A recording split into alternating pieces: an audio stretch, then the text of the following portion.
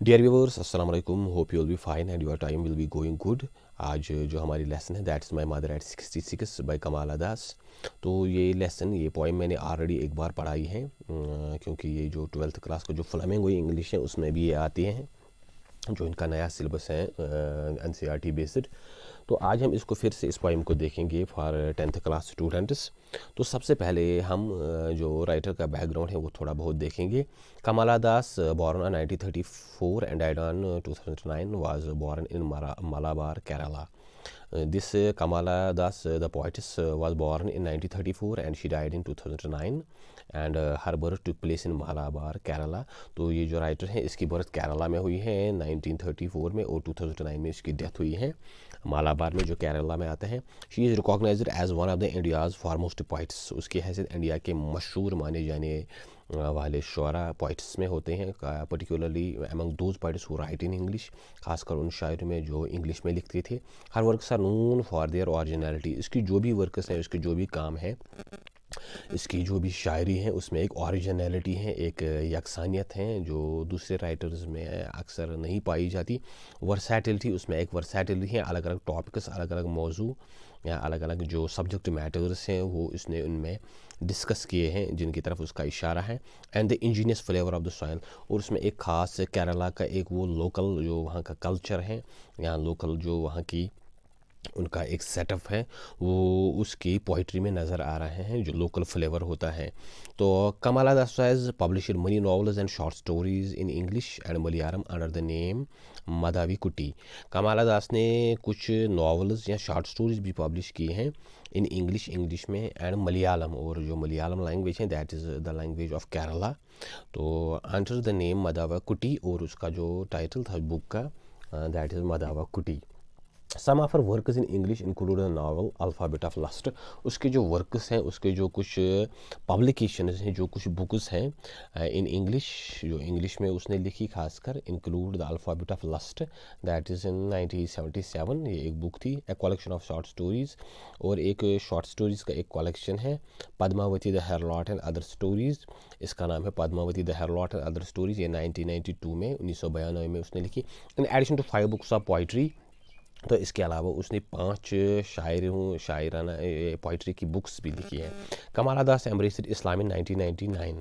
कमाला दास ने 1999 में इस्लाम कबूल किया था, वो मुसलमान हो गई थी। And since then was Suraiya and she convert her name, she change her name from Kamala Das to Suraiya. उसने अपना नाम कमाला दास से सुरैया में जो एक इस्लामी नाम है वो तब्दील किया था। But later she reverted again, लेकिन कुछ वक्त के बाद वो फिर से रिवर्ट हो गई, फिर से अपने मज़हब में वापस गई, that is Hinduism, and died in 2009, और 2009 में उसकी जो डेथ हो गई। She is a sensitive writer, वो बड़ी सेंसिटिव राइटर है, writing about these sensitive things, खासकर जो फेमिनिज़म, औरतों के जो मसले मसाइल हैं वो उसने अपनी पोइट्री में बयान की हैं। वो captures the complex subtleties of human relationships, और जो ह्यूमन रिलेशनशिप्स होती हैं, खासकर फैमिलीज़ में जो होती हैं या सोसाइटी में इंसानों की आपस में रिलेशनशिप्स, इनमें जो सब्टिलिटीज़ होती हैं, बड़ी नाजुक सी चीज़ें होती हैं, बड़ी हसास चीज़ें होती हैं, वो उसने अपनी पोइट्री में बयान करने की कोशिश की है इन लिरिकल ईडियम। उसने ये एक लिरिक, एक गीत की शक्ल में ये बयान किया है। My mother at 66 is such example. तो my mother at 66, this very poem is such an example in which she tries to explain capture the complex subtleties of human relationships. तो ये पोइम भी उसी पे बेस्ड है, जिसमें शायरा ने जो इंसानी जो रिलेशनशिप्स होते हैं समाज में एक दूसरे के साथ, उनमें जो नज़ाकत होती हैं, उनमें जो बड़ी हसास चीज़ें होती हैं वो बयान करने की कोशिश की। She tries to explain it at length, she tries to capture these things, these feelings and relationships. So अब हम पोइम के बारे में, now we will look at the introduction of the poem। इसका पोइम का जो इंट्रोडक्शन जो writer ने दी है या जो टेक्स्ट में है वो हम देखेंगे। माई mother at 66 is a short poem. जो आपकी पोइम है आज की वो शॉर्ट है, 2-3 स्टन, ये एक ही रन ऑन पोइम है, इसमें कोई वैसा स्टेंजा तो है नहीं, विदाउट अ फुल स्टॉप, इसमें कहीं स्टॉप नहीं है, रन ऑन है, एक सेंटेंस दूसरे को टच करता है, तो ऐसे ही ये चली जा रही है। This poem is like a long sentence. Actually the poem is written in a sort of long sentence, एक ही सेंटेंस में लिखी गई हैं जिनको अलग अलग लाइनों में डाला गया है ताकि इसमें एक पोइट्री का वो इम्प्रेशन आ जाए। पंक्चुएटेड बाय कॉमाज, इसमें खाली कॉमा नज़र आ रहे हैं, but overflowing with thought process, लेकिन ये थॉट प्रोसेस जो है वो ओवरफ्लो है, वो कंटिन्यू कर रही हैं, एक दूसरे के साथ टच में है। जैसे वो लिटरेचर में आता है वो एक कॉन्सेप्ट के स्ट्रीम ऑफ कॉन्शियसनेस, तो वैसे ही स्टाइल में ये लिखी हुई है। The poet use many poetic devices to put across her ideas, the poet has use many literary devices, शायराना तालमिया जो पोइट ने इस्तेमाल की हैं। This Kamala Das has use very literary devices to put across her ideas, to put before her ideas thoughts, अपने ख्याल का इजहार करने के लिए, अपने ख्यालात को दर्शाने के लिए उसने काफ़ी शायराना जो तालमिया हैं, जो पोइटिक डिवाइसेस हैं जो शायर अपनी पोइट्री में इस्तेमाल करते हैं, वो यहाँ पे इस्तेमाल की हैं। Try to make reader understand her feelings. This poem revolves around the theme of ageing, जो पोएम है वो एजिंग के थीम पे है। व्हेन यू गेट ओल्ड और when you are nearing the death, and this poet uses many poetic devices to put across what this poem revolves around the theme of aging and the fear that adheres to its loss and separation। और जो बुढ़ापे के साथ और feeling आती है कि आपको अब किसी के साथ जुदाई अख्तियार करें, that is someone that you loved is going to die, किसी ऐसे का आपके साथ अलग होना, जुदा होना या मरना जिसे आप प्यार करते हो, उसके साथ लॉस, उसका लॉस या separation. It is a sentimental account of the mother's approaching death through the lens of daughter. ये असल में एक अकाउंट है, एक बयानी है जो एक बेटी देख रही है, that her mother is approaching death, कि उसकी माँ अभी मरने के करीब है, करीबुल मरग है। That means she is nearing the death. The daughter is deeply disturbed with the thought of imagining life without her mother। जो इसमें लड़की हैं वो बड़ी डिस्टर्ब हो रही है, बड़ी उसको तकलीफ़ हो रही है, उसको समझ नहीं आ रहा है कि वो अपनी ज़िंदगी कैसी फिर बिताएगी विदाउट हर मदर, जब उसकी माँ उसके साथ नहीं होगी। The poet is on her way to airport to Cochin, और जो पोइट है कमाला दास वो एयरपोर्ट की जानिब जा रही हैं इस टाइम, जिस टाइम उसके दिमाग में एक ख्यालात आ रही है। With her mother sitting beside her, उसकी माँ जो है वो उसके पीछे बैठी हुई है, पिछली सीट पे बैठी हुई है। हर मदर लुक्स पेल, उसकी माँ अभी पेल, बड़ी जर्द और बड़ी कमज़ोर लग रही है। Which makes the daughter realise about the number days of her mother, जिससे ये बेटी को समझ आ रहा है that her mother is going to live for a few days, कि उसकी माँ अब सिर्फ चंद दिनों की मेहमान है, वो ज़्यादा टाइम तक अभी ज़िंदा नहीं रहेगी। तो drive out her negative feeling is the poet looks outside the window, इन ख्यालात को, इन मनफी सोच को दूर करने के लिए, इस मनफी ख्यालात, मनफी सोच को अपने से अलग करने के लिए शायर जो है वो खिड़की से बाहर देखने की कोशिश कर रही हैं। And find his children full of life and vitality, और उसको बच्चे नज़र आ रहे हैं जो अभी हंस रहे हैं, खेल रहे हैं, full of life and vitality, जो अभी बड़े फुर्तीले हैं, बड़े एक्टिव हैं। That means it is their time, अभी उनका वक्त शुरू हो रहा है।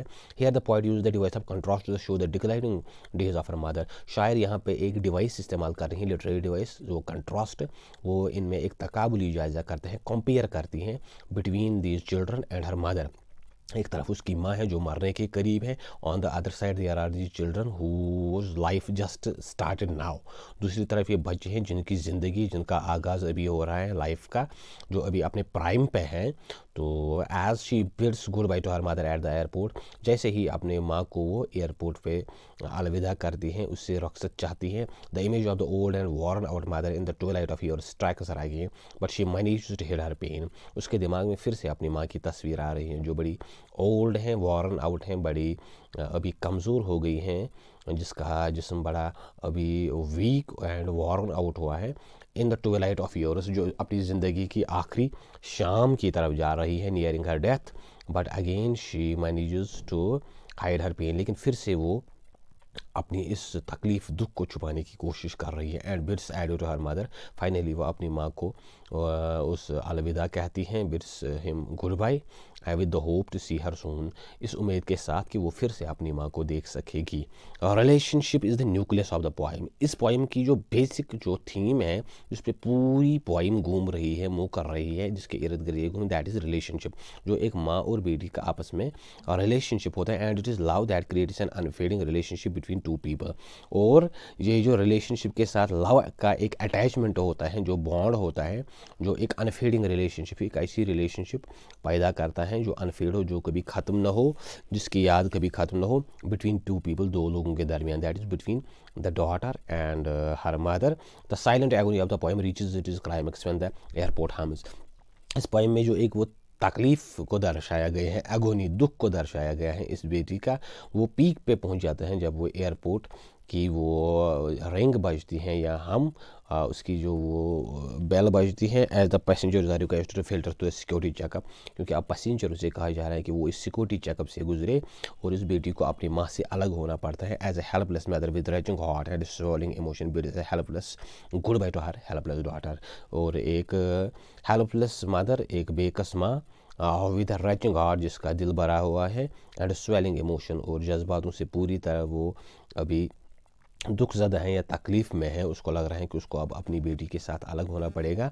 And bid is a helpless goodbye to her helpless daughter, वो अपनी बेटी को गुड बाय, उससे अलविदा कर रही है, उसको रुखसत कर रही है। तो हर हेल्पलेस डॉटर, उसकी बेटी भी अभी हेल्पलेस है, वो भी कुछ नहीं कर सकती, और ये माँ भी कुछ नहीं कर सकती, क्योंकि उनकी अपनी अपनी लाइफ है और उनको अपने अपने रास्ते पे जाना है, अपना अपना काम है।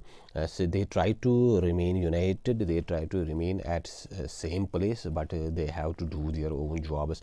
इसलिए ये चाहते हैं कि एक ही साथ रहे, एक ही जगह पे रहे, but her daughter has to move on. उसकी बेटी को अपना भी काम है, वो उस काम को नहीं छोड़ सकती। She has her own life.